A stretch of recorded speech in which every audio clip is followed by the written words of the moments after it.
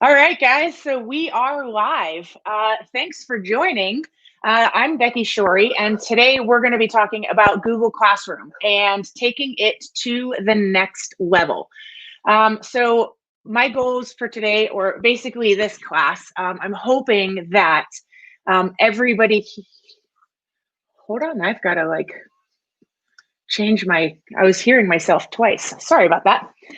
So what we're going to do today is the assumption is that everybody here knows how to make a Google Classroom and post assignments, like the bare basics and that sort of stuff. And then we're going to take it from there.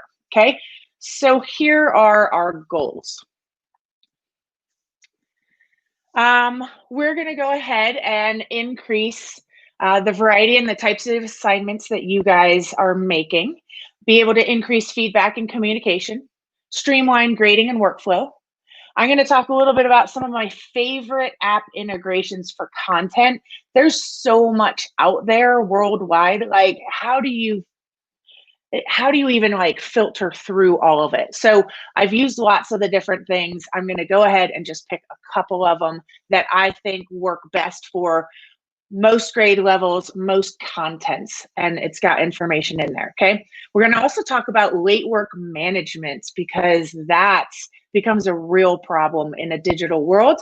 And then depending on time and how many questions and stuff like that, we might get a little bit nerdy with header images, but usually I just kind of save that as bonus material at the end. So what I would love from you guys is to go ahead and put in any questions into the chat. I'd also love to see who all's here and just where you're from, that sort of stuff. So that would be fantastic, okay?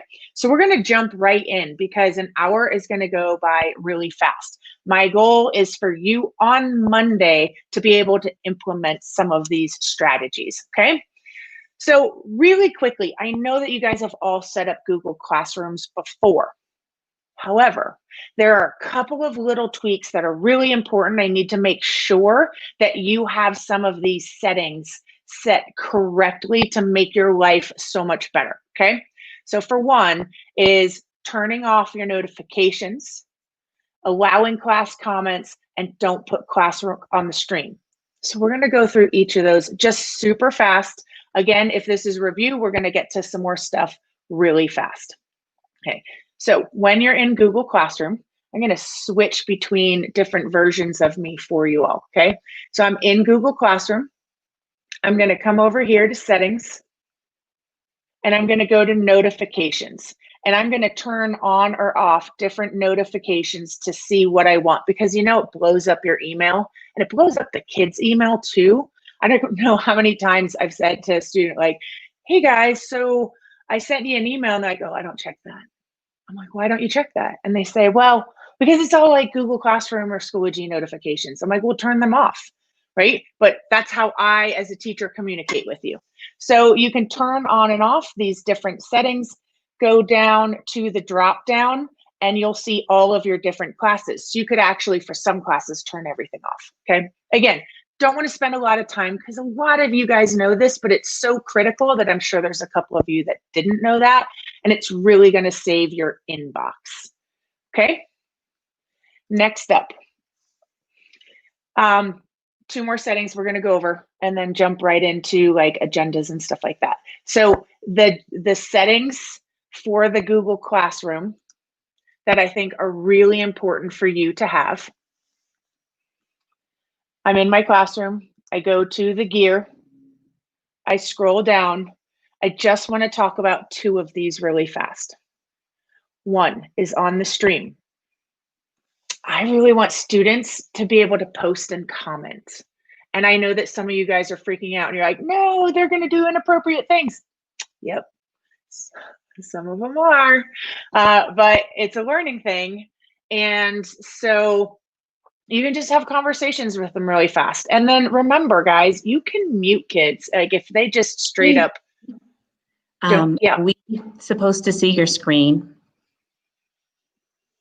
I just want to know. Yep. Just wanted you to know we can't see your screen. Hey, thanks for that. Okay, I appreciate that. It happens sometimes, doesn't it? Okay, I'm going to go ahead and back up then. I'm so sorry. Okay. Really, so the notifications, the 3 hamburgers, or the hamburger, the 3 lines, and go to settings, and then turn on and off your notifications right here. Okay. Then that was step 1. Step 2, I go to my class, I go to the gear, and then I've got 2 settings here. The stream, students post and comment. Okay. I want that turned on so that, and here's why I was starting to say, so a student, I want them to be empowered. I want them to have communication and a sense of like camaraderie in the classroom. So use the stream for like, hey, I don't understand the directions, or something, you know, like, hey, I found this really cool thing I wanted to share with everybody, because I taught science for years. So it's like, hey, there's a meteor shower coming up. Here's the link to it, right? Those are all things that are appropriate to put on the stream. This next one, classwork on the stream. I want everybody to make sure that you hide notifications. This is critical. The reason why is when I come over here to my stream, I want the stream to only be notifications, announcements, stuff like that. I don't want this to be the place that students go to find content. All the content is over here in classwork, right? That was a huge thing that we heard from people when we went remote back in March, is that people couldn't find anything. And that's because they were used to looking on the stream, okay? So again, I just wanted to go over those really fast to make sure that you have those set up, okay? The next thing I do is I always number my assignments, and I number things even if I are not turning an assignment in, because it's easier for me to communicate with a student and with parents. So, you know, like there's a lot of things you want students to do, but you're not going to grade it, but they need that information. So I still number it in the assignments, and I just make it ungraded. So when I'm making an agenda, which I'll show you here in a hot second, I can just be like, today we're going to do assignments 16, 17, and your homework is number 18. How easy is that, right? Instead of this whole convoluted title, right? You can still put the long convoluted title on there, totally fine. But numbers are easier. So Mel, so many folders.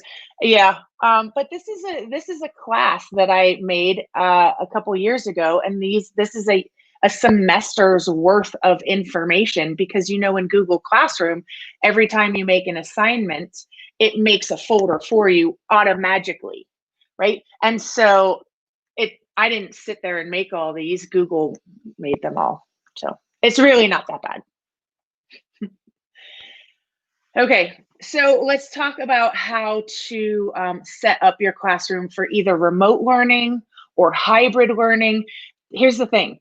We think as teachers. So for me as a teacher, I'm like, okay, here's my unit. I'm teaching this unit. And so I need to make a topic. It just makes sense that you're going to have the topic be your unit, okay? Kids don't care that much what unit they're working on. What do they care about? They're like, what do I have to do today? What's for homework, right? And again, the number one pushback we got from families when we went remote was, we can't find anything, right? So 2 options is, one is either set it up by day.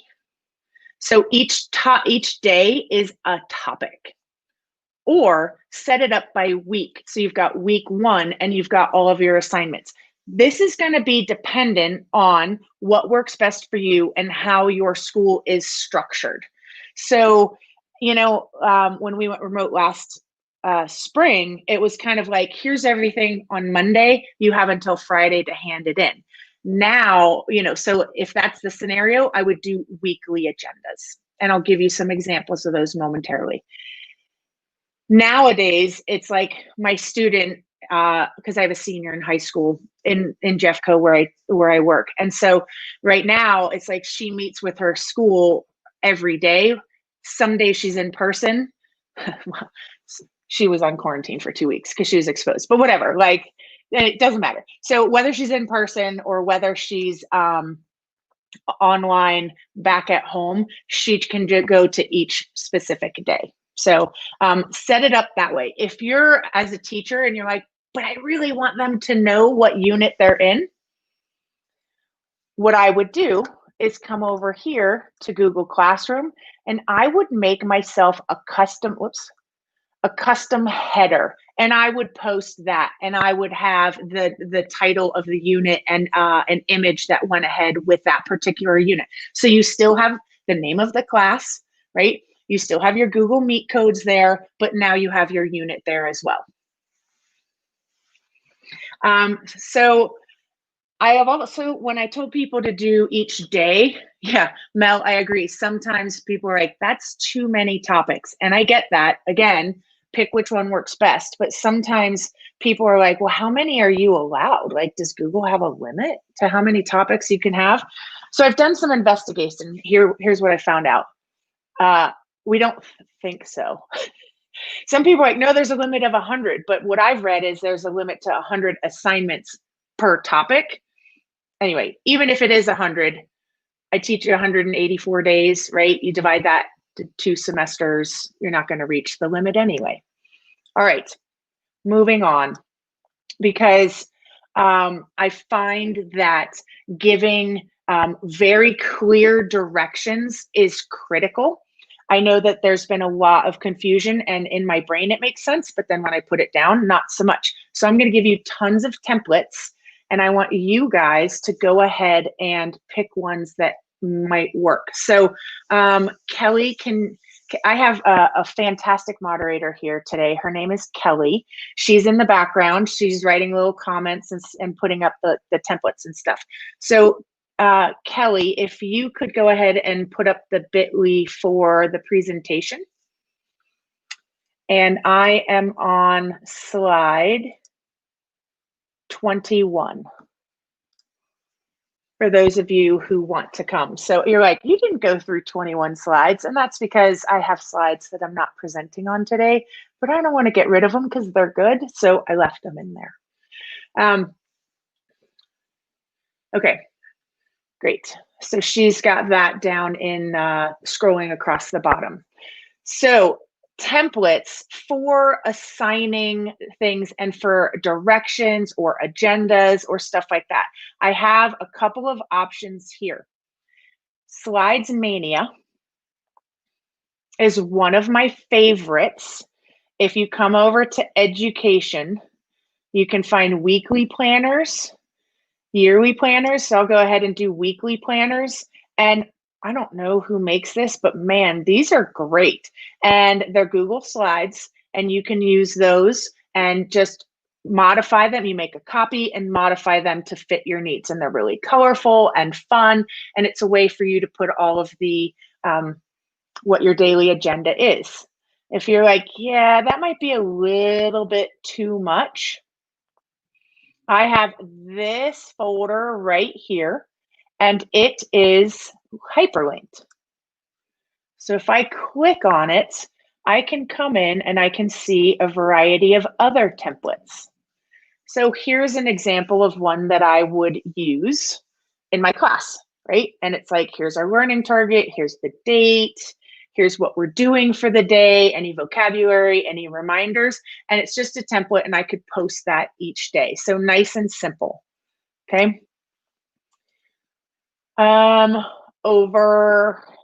This is an example from the school I used to work at for 18 years, Green Mountain High School. We would do a Google slide. Each day we would put up what we were doing, and then each day we would add a new slide to the very top. So it's a running record of everything that students do throughout the course of the semester, but the newest one is on top. Then to make it so that parents can see what their kid is doing, then Sorry, the dog's barking in the background. Isn't that always the thing? So I would take this slide deck and I post it onto my webpage. So a parent could come in and actually see at any given time what we were doing in class, because maybe they have a student that they need to give it extra assistance to or something like that. All right. I'm just checking the chat here. I see Jackie here. Hi, Jackie. All right. So also what I did is I realized that I was taking way too much time to make my daily agendas. And so I streamlined it. This is going to go over some of your heads, and that's okay, because anything Google is like drinking from a fire hose, right? It's like some of it gets in and most of it just makes a mess everywhere, but you can come back to it. I want to show you what is possible with your agendas. And then some of you guys are going to take this and run with it. And some of you guys are like, I have no idea what she is saying. And that's, like I said, that's okay. For now, whoops. I went to the wrong place. My bad. Oh my gosh. I'm going to have to come back to that in a hot second. So here's how it works. I am going to go to a different version of me. I have set up so that I am going to make, I answer a form document every day that I answer for myself. Like, here's what we're doing. Here's the bell ringer. Here's the homework. And I'm going to type in, or I've pre-typed in what our learning goals are for that unit. When I started a new unit, I just load different learning targets. It's fine. I say, here's my agenda, right? I do this, then I do this, then I do this. And I post my assignments and reminders. Then I say submit. What happens on the background is this creates and populates into a Google form, right? From there, I've used an add-on called Autocrat, and I've made it so that it is going to populate and take all that information and put it into a document. Okay, look at this, 10/3/2020. That is right now. If I click on this merge document through the magic of Google, it has taken everything I said on that form and boom, stuck it into an agenda. Now, all I have to do is go ahead and post this on Google Classroom. And that took me seconds to do. Okay, so if you're like, I did not catch that at all, that is okay. Because what you can do is I have linked in my agenda, and I'm going to have to find it again really fast. My drive. There you go. I'll start with this again because I lost my place and I went way forward. So sometimes I am more scattered than others. It's fine. Aren't we all a little bit right now? Okay. We were right here. Watch this trick, by the way. If I edit off the back of this and I say present, this is perfect for remote teaching. You can actually get rid of all your bookmarks bar and all that and have a nice clean section. And if you do that, it just makes it so that I can still access new tabs, so I can jump around and do different things, but yet still have my presentation nice and large. So I find that really helpful. Okay, so we talked about these. These templates I have gathered from friends, from different things like Slides Mania, from some a fellow Google innovator that made some of these templates with step-by-step directions and stuff like that. So feel free to use those as you want. Next thing is assignments, okay? I have noticed so many people just take their existing worksheet and digitize it. So one of the first things that everybody asks is, how do I annotate or have kids right on top of like a PDF worksheet? And I'm like, okay, that's an a great place to start, but ultimately that's a little bit clunky. So as we're going through this, if we can make assignments in a slightly different way, it'll make grading them easier. It'll make commenting on them easier and giving feedback for students, which is kind of the goal anyway, right? And it takes away the mundane of just doing kind of online sheets, if you will. So let me give you some examples. These are called Hyperdocs. Some of them are super easy to use. Some of them are a little bit more complex. These images are hyperlinked. So here's this one on electricity. This is a digital worksheet. Notice if over on the left-hand side are the questions and the right-hand side are the answers. When we do paper worksheets, we have question and answer below. In a digital world, that's harder to grade, right? So question on the left, answers on the right, okay? Also, if you want to make it fancy, you could set it up so when a student starts typing, it changes the color of the font to like a red or a blue and make it more obvious. So this is a nice, simple one to start with.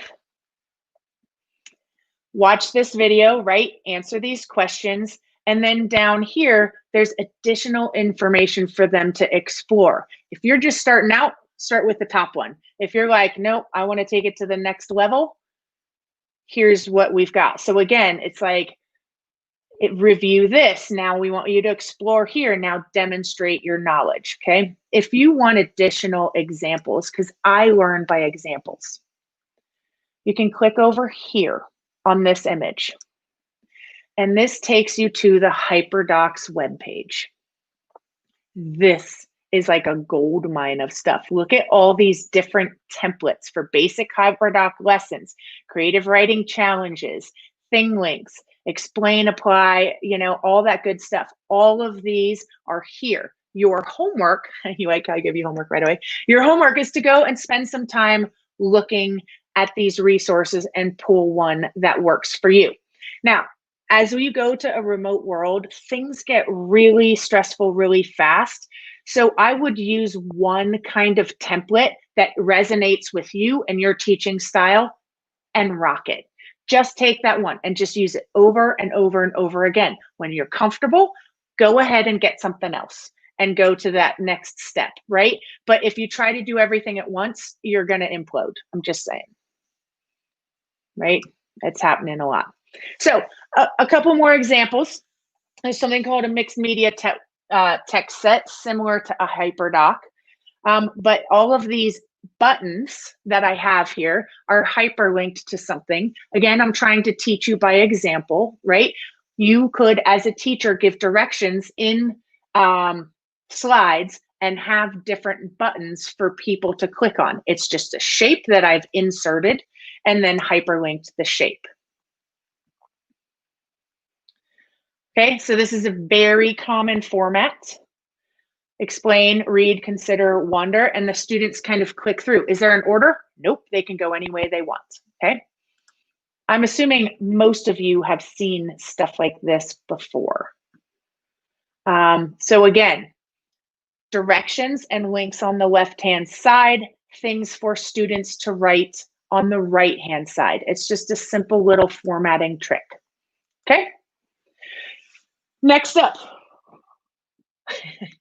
There are so many templates. I always hear people with my presentations, they're like, you give so many templates. I'm like, I know, because who has time to create all this themselves? I don't. I have no time for anything these days. All right, these guys down in the Springs blew my mind. What was it, like a year and a half ago, something like that, with multiple tabs. This is basically just a Google slide, and they've made all of these tabs up at the top so a student can click on one and it takes them to the next step, but it's really multiple slides. The students don't see it as multiple slides, okay? And you can see I did not put in all the headers for all of these, but it's just a pretty nice way if you're doing like a lab or multi-instructions for stuff, it's like, hey, here's the introduction. Here, I want you to engage with this information and explore. Now, on the Explain tab, this is where a student is going to go ahead and fill that out, okay? So how it would work, let's talk about that workflow for a little bit. I've shared with you their folder, so you can go ahead and find how many tabs you want, in what color, do you want it horizontal, do you want it vertical, right? So you can go ahead and take any tab that you want, and they've got directions here for you, which is awesome. And then I would go ahead, let's say I want magenta. I'm gonna go ahead and I'm gonna make a copy, right? And then I come over to Google Classroom. And I'm assuming you guys all know this because this is supposed to be Google Classroom like 201, right? I create an assignment. I'm going to number it. I'm going to add in the document. And I'm in now a different format, but that's all right. Pretend I'm a different version of me. Pretend it is this document right here. I don't have much in this one.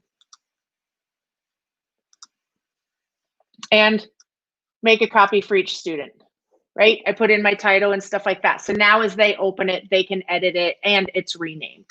Okay, so that's my workflow. But these I think are really fantastic.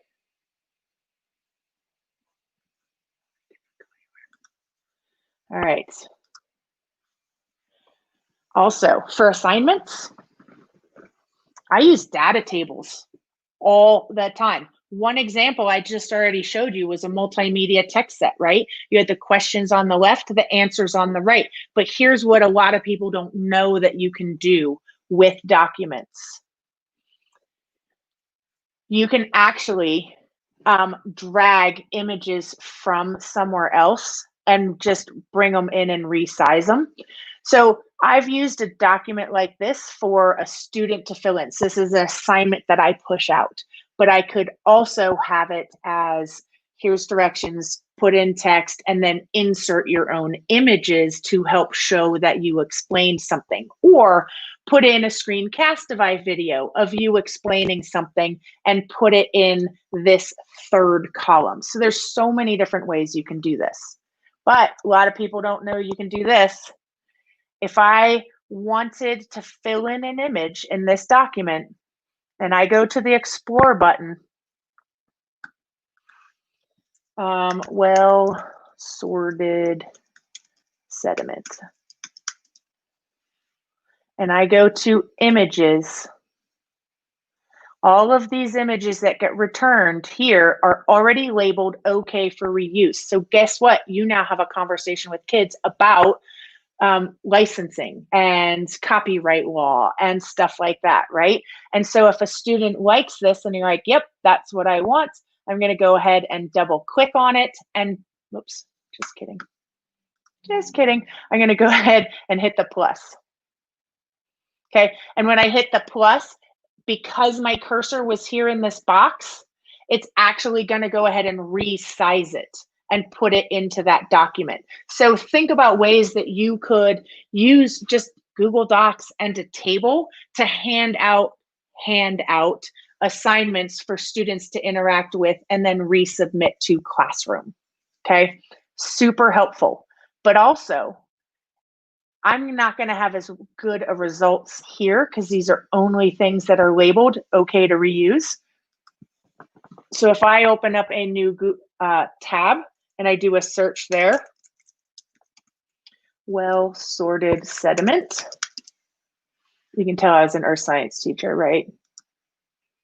Science rules. Look at all these different options that I have here. Now, again, if this is for homework, maybe you're like, all right, it's okay for it not to be labeled for reuse, but what I can do, this usually blows somebody's mind. They didn't know that this was possible. If I take this image and I click on it and I drag it, I can go up to the tab and bring it down. Now my cursor, you can see it, it's right there, and I drop it and it's going to resize. Did you guys know that that was possible? That blew my mind when I first saw it. Not even going to joke. Okay, so let's talk about a couple other examples. Anybody? I just learned about Esther, I think. Mrs. Park. Anybody know Mrs. Park? Where has she been my whole life? Check out these templates. Again, different ways to hand out assignments. If I click on this,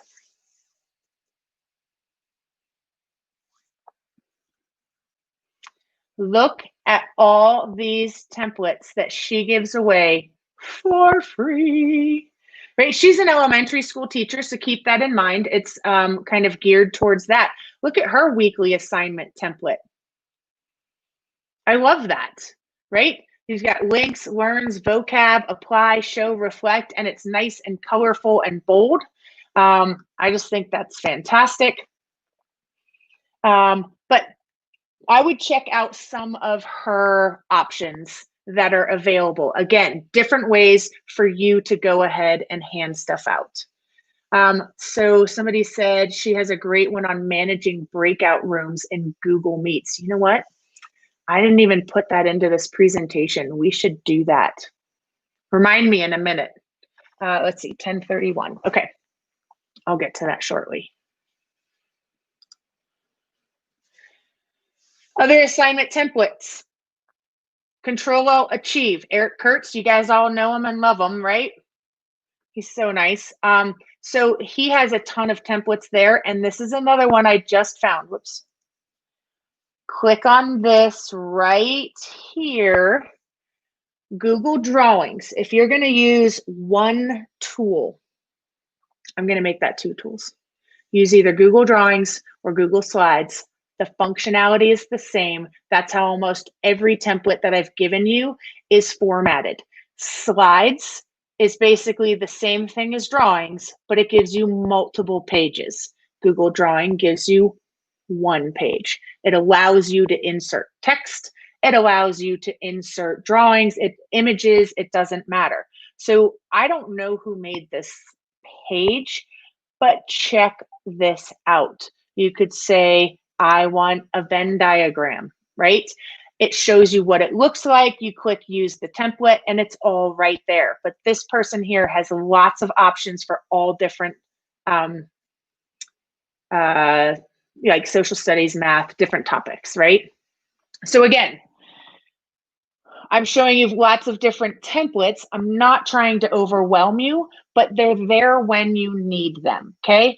Again, my point is, as you go to Google Classroom, making well thought out agendas and nice and easy to use assignments as opposed to just annotating on top is gonna make a big difference, okay?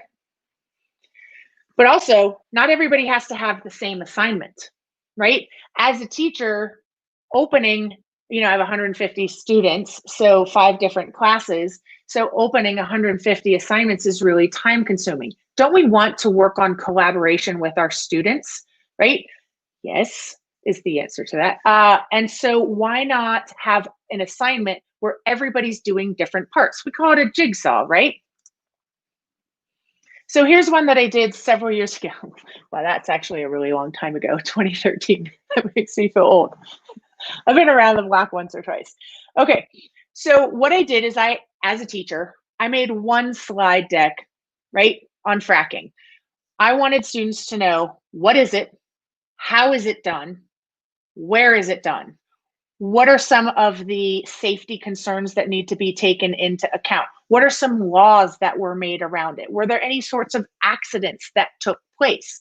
So then what I did is I divided up the class into multiple groups, right? And I assigned them a page. So as a teacher, I made like 6 different slides, right? They were the header slides, right? I made this one fracking, and then I just made a title, what is, whoopsie, I need to fix my spelling, my bad. What is fracking? How is fracking done, right? And then I posted it to Google Classroom, and I said, everybody can edit. Now, did I have issues of students putting in some inappropriate stuff? Yeah, a little bit. but that's okay, right? I know that so many people are like, oh, somebody did something wrong, and then want to lock it down. So if I can get on my soapbox for 1 second, okay? I think of using technology is like driving a car, right? What do you have to do in order to get to drive a car? You have to take a written test and pass it. Then you get a permit and you have to have 50 hours of driving, 10 at night. These are Colorado laws. Right? And you have to have a licensed driver in there to help model and talk you through things, right? And then after all that, you take a test and then you get to drive, but you still have restrictions, right? You can't drive with anybody else except for somebody in your family, like one person, right? And then after 6 months, you can have an additional friend. You know, there's all these laws. Why are we giving kids a device and thinking it's any different? We don't have a way to give them a permit or a driver's test, right? But we should. The second my kid hit the accelerator instead of the brake by accident and we almost ran over that pole, did I say, forget it, we're done? Like, you can't do this? No. I took a chill pill for a second and we moved on, right?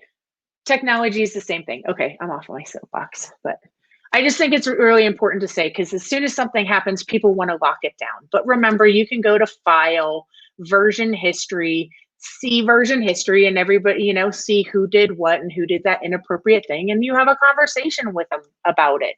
Most of the time, they just think they're being funny. Okay, just more examples, right? Using Google Drawings, you can go ahead and drag and drop. So why not do something like this as an assessment? Can they Google it? Yeah, so maybe that's not the best example. But I did this when they were in the classroom and we had done a whole lab on the whole process. Or I had always taught the Hertzsprung-Russell diagram. So instead of giving a multiple choice test, I gave them a Google drawing and I put in all these shapes and I assigned it to the students and made a copy for each. From there, they then had to go ahead and drag it into the appropriate place. They actually, this never happened to me before. This was crazy. I had taught this for years, right? I gave them the assessment and then we kind of actually just went through and I showed them everybody's diagram without showing the names. And they're like, oh, we bombed that. Can you reteach me? And I was like, what? Are you kidding? That never happened before. So Mel's saying Jamboard as well. Yeah, Jamboard does a really good job. This particular thing was as an assessment, so I didn't use it. Well, I did this way before Jamboard existed, so Jamboard would work as well. Here's another thing. If you give an assignment to a student and you give them feedback and you want them to modify it and resubmit it, how do you communicate that with a student? What I do is since I have editing rights now that it's turned into me, I change the name of the document that's turned into me. And I put the state that it's in. So let me give you an example. I had a research project. I told you, Mel, there's a lot going on. So I want you to pick, I'm giving you lots of information. Your job is to pick 1 or 2 things that you're like, that is going to help me. I'm going to do that next week. Okay. Otherwise, this is here and you can come back to it. So I gave a research project. And part of the project is they had to interview somebody out in the field and put that into their project. Real world examples, right? They hated it. It was very uncomfortable, and that's good for them. But I wanted them to be good questions and not waste somebody's time. So I had them write up what questions they were going to ask the expert and turn them into Google Classroom. From there, I went and looked at them and changed the title. So these here are approved. This one, I don't know why I had a duplicate. This one's not approved, needs revision, right? So I renamed it and returned the documents. Those who had it approved, they could go ahead and spend time during class time to go ahead and start setting up appointments or something like that. Those others had to spend some time actually getting theirs approved. So it's just a way to keep yourself on track. And so this doesn't have to be with something like this. It could be like their first revision of a test. So version 1, right? And then they revise it and submit it, the essay, and then you do it again. And they would retitle it final. So lots of options, okay? So increasing feedback and communication. Just really quick, you guys know that if you make it an assignment, there are class comments. Again, we set up allowed class comments so that students can ask each other questions about an assignment, like, hey, I don't understand this. It's going to be awkward at first. They get the hang of it. Private comments is just between the teacher and the student. Use the private comments a lot. So I have heard from so many teachers, they're like, if in a remote, how do I have any sort of bond with the kids? Not bond isn't the right word, but have that kind of connection and have the interaction. Private comments is your best friend. Okay. Couple of tricks about that. Let me show you. Let me go back to my classroom really fast.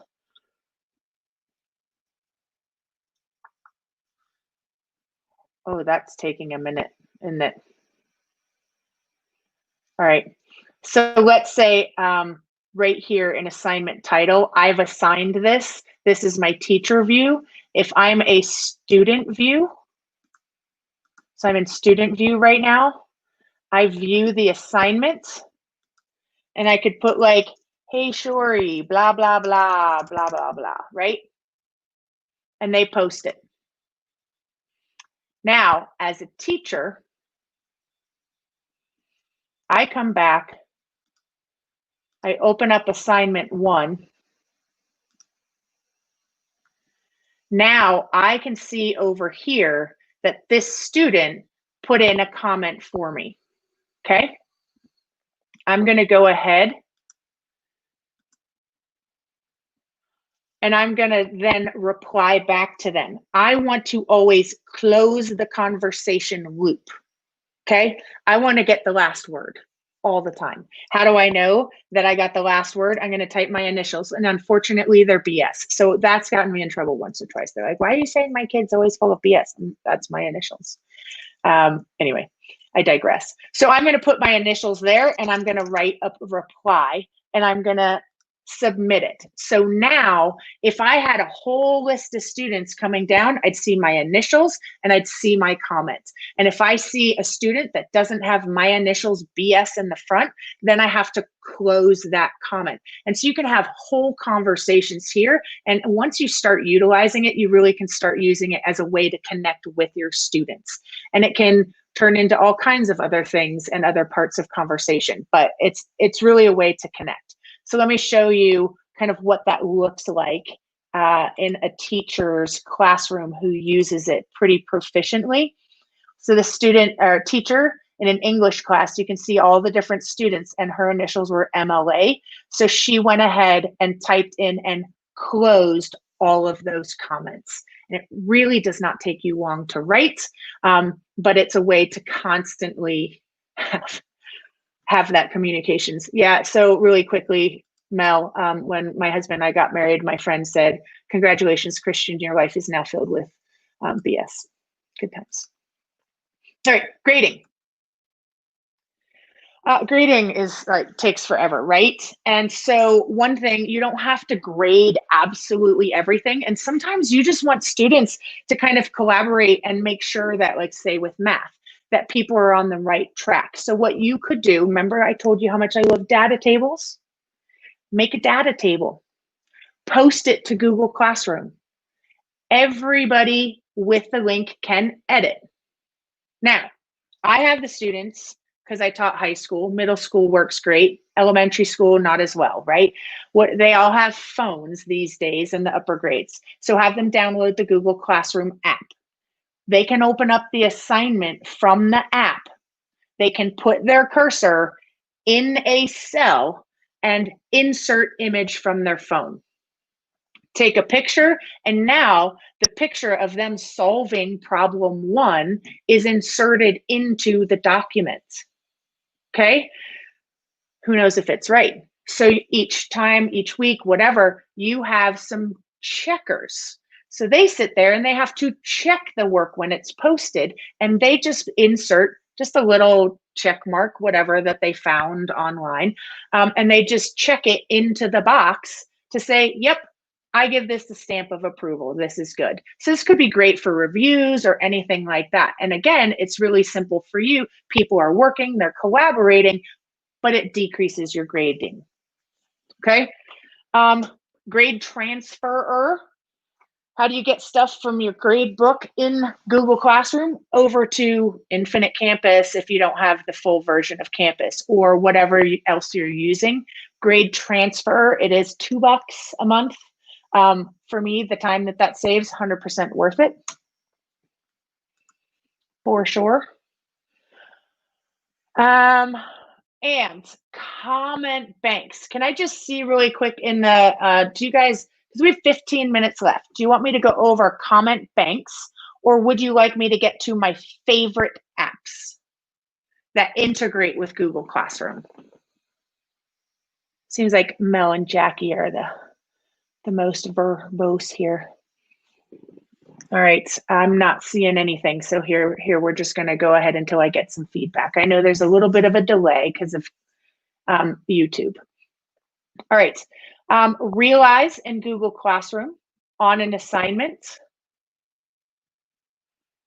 I'm gonna go ahead and X out of that. What are you saying? Favorite apps? Go. Okay. I had a feeling. So we're going to do that.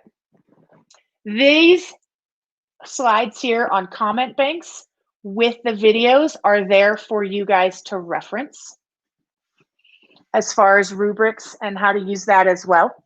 And originality reports are 5 free ones.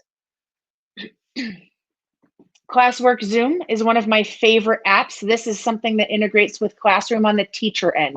I want to know how much time a student spent working on an assignment. So Classwork Zoom, this one just went paid. I know, I'm super sorry, but I think it's really valuable. This one brings in all the information from the Google Classroom assignment and tells you what time they worked on it, gives you red if you've plagiarized, tells me if they shared it with somebody, if they were typing or if they were just going through and doing formatting. So for me, this was one that I was willing to pay for. I'm going to skip that one for now and just get to my favorite apps. For content, I love Actively Learn. ActivelyLearn.com is my go-to. Those of you in Jeffco, we just got this the paid version. If you don't have the paid version, don't worry about it. You can still do almost everything. It's just you get one content option as opposed to 3, right? So you would have to like pick science and stick with science, pick English and stick with science. Because I have paid, I can flip between the 3. I don't actually need that. But if I want good content at my fingertips that I can differentiate quickly and easily, Actively Learn is my go-to place because I can pick my topic, I can pick my grade level, I can go to Earth, Space, Science and say we're talking about structure and history. So now I'm filtered on just this. And if I am like, I want formation of the moon, here's my essential question. What evidence did astronomers use? Check this out. It's got ideas for teaching the text. It's got kind of an essential question here for the students already. It's got little notes that I wrote. I didn't write that. It was just there. That's part of the program, right? All the stuff. I can embed questions. Some are already made. If I don't like them, I can edit them. I can also insert a YouTube video on there if I want. But let's just say I'm in a hurry and I scanned through this and I'm like, yep, that looks awesome. I'm going to go ahead and I'm going to assign it. So I've pre-linked my classes to there. Let's say they were all there. And I would just say assign. So now when I go into that Google Classroom, in my drafts is this assignment. All I have to do is open it, and I have to put in the topic and the due date, right? And now the students, when they go in, it's a single sign-on. So they just have to click on log in with Google, and there you go. So is it a paid thing? I'm talking about all of the things that I'm showing you right now are the free version, right? What you get with paid is you get the ability to change between classes, like, you know, whether you're English or science, which again, not that helpful. For the paid version, let me go back here. For the paid version, you actually get these curriculum units. Okay, so I can just say I'm doing 8th grade integrated science. I want how does force and affect the motion, and it shows me the assignments here. So that's the paid version. Okay, free version, you don't get options. You don't get anything really showing under here so much for your curriculum units. What else do you get? You get like district stuff, and then you get a bunch of really great data on the back end. But if you're just wanting to hand out content and you still get a grade book, you still get all of that functionality and the ability to post classroom, that is all free. So this is kind of my go-to place for content. And again, I could easily differentiate for a student. So I could pick an assignment, let's say, and I post it to Classroom. Once I come over to Classroom, you guys know that, let me get over here to, what is this? You guys know that I could make an assignment and I could just assign it to a specific student. So what I would do is if everybody's doing assignment 4, but this student needs something different, I can go to actively learn, pick a different Lexile level or whatever to bring it to their level. And I'm going to put it as a 0.1. So me and teacher brain is like, when I go to enter this into my grade book, I remember that assignment 4.1 is the same thing for this student as assignment 4 for the other kids, right? And I'm going to go ahead and instead of assigning it to all students, I'm just going to assign it to that one in my classroom. Okay, so nobody else sees assignment 4.1 except for that one kid. So it's a very fast way for me to differentiate for different types of learners in my classroom in under 5 minutes. So I think I did a session a while ago with Colorado GEG on how to differentiate in under 5 minutes. So if you want to check that out, that's a great way to do it. Okay, so actively learn. That's my favorite. That's great for text. If I want video and I want to take a video and pause it and add in questions along the way, EdPuzzle is my go-to place, okay? There's a free version and a paid version. Again, I have the free version and it's fine for my needs, right? Paid is always nice, but I don't need it. But here's how it works. I can look at previous people's EdPuzzles. I can go to any YouTube, any video on YouTube and look it up.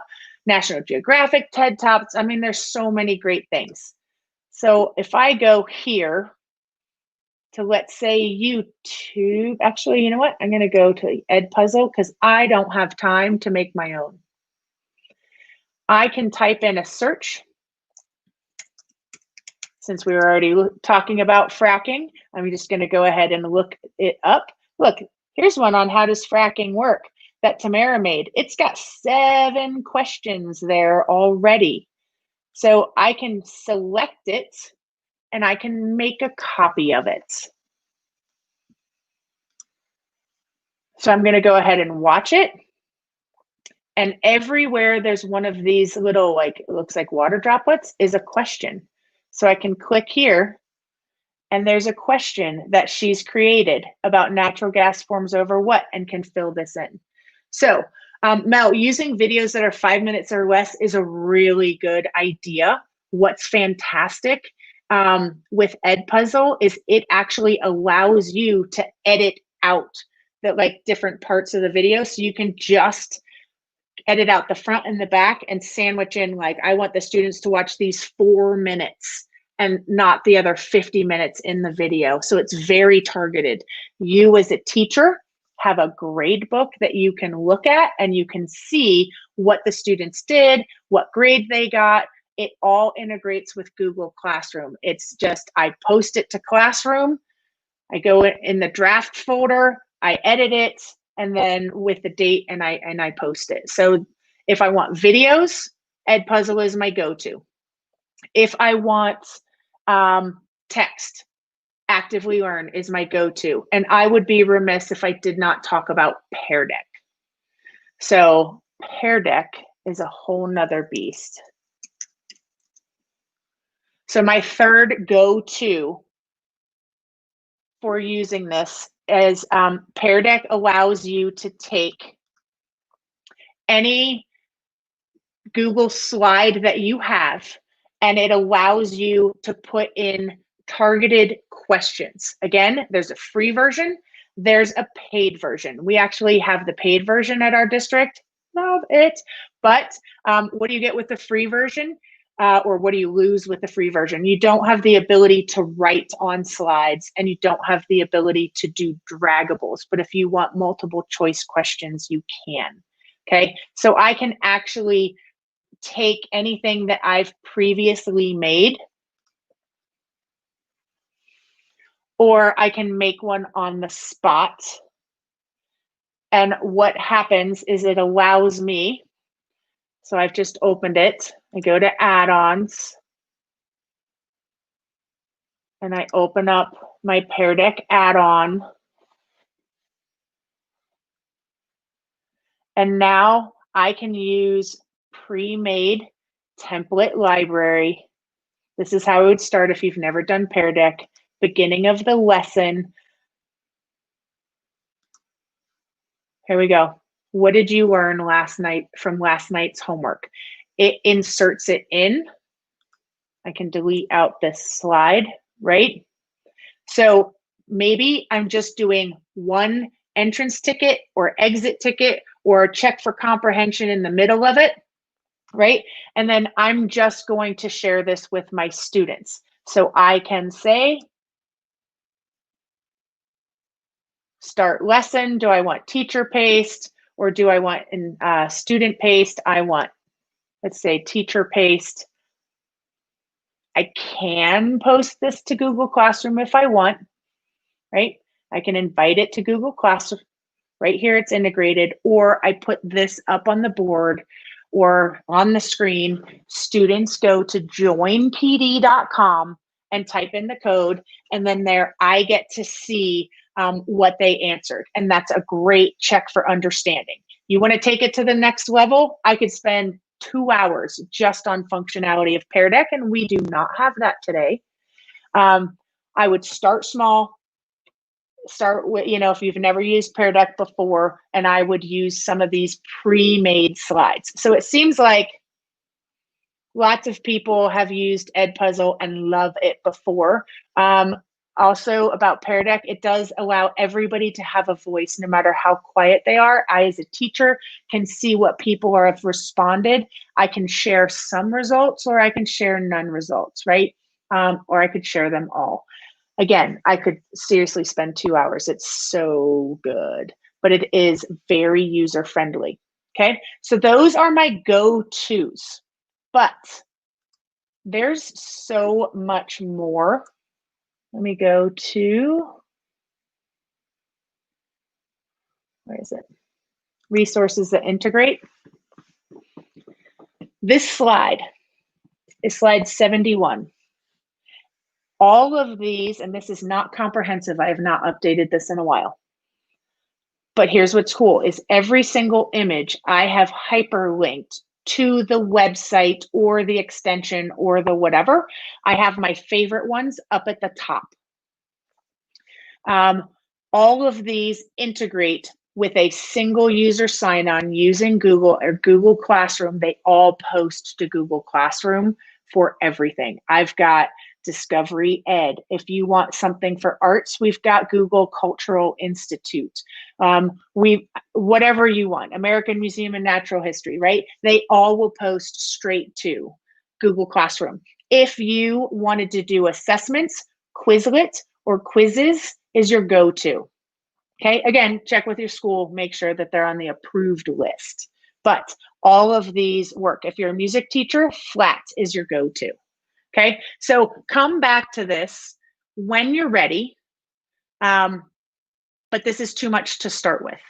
Okay, so those are kind of my go-to friendly apps that work. GeoGebra is also another really great one for math. That is fantastic. All right, so there we go. That was a lot. That was an hour. There's more information in here. I leave it in there on purpose because I want you to have the resources available to yourself so that you can come back and reference additional material. So what I would love now is we've got, just at the very end here, I'm going to put up, if you need professional development, if you need professional development for this, you get an hour of it. You're going to get a certificate emailed to you that you can use for CDE recertification. Oh, Irene, thanks so much. I appreciate it. I do like to have lots of good resources for you because if you're going to spend an hour on a Saturday, it better be worth it, right?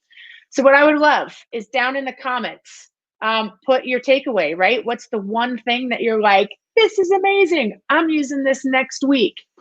It seems like Desmos and GeoGebra. Mel, you must be a math teacher, maybe a science teacher even. Oh, you're welcome, Lauren. Glad you found it wonderful on a beautiful Saturday. At least it's beautiful here. Okay, well, hey guys, if you want to follow me on Twitter, I'm at Miss Beckasaurus. Yeah, it's a nickname from college a long time ago. But anyway, you can reach out to me. I'm at BeckyShorey@gmail.com. Reach out, shoot me a question that you have, or like, hey, what was that thing you were talking about? I love when people reach back out and send me examples of things that they took from what they learned and used in their classroom, because some of them then I put back into these sorts of things. So topics instead of giant units. Yeah, Mel, go ahead and just make everything super easy to find. Organizing by week is so helpful. But again, thanks for spending some time with me on a Saturday. It's good to see some familiar names and faces in there and have some new ones. Thanks for coming, Kat. Jackie, I miss seeing you up at the Ed Center. All right, well, I think that's it for the day. We'll be in touch coming up pretty soon. Oh, I think I forgot to put it into my slides. My bad. We have coming up really soon. Let me go to the Colorado GEG. In a couple of weeks, we have a great one. If you're still here, great. I thank you for hanging out. But we've got arts and culture coming up. Check this out. bit.2geeky. Here we go. They asked me to put this in and I didn't put this slide in. I'm a failure. Okay. So coming up, Google Arts and Culture, More Than a Pretty Picture. It's coming up in 13 days. I look forward to it with Michelle Pearson and Laura Israelson, 2 geeky teachers. So that should be good. We did just recently have Screencastify. If you want to go back and revisit that, is there as well. So thanks for everything, and we'll see you in 2 weeks. Bye.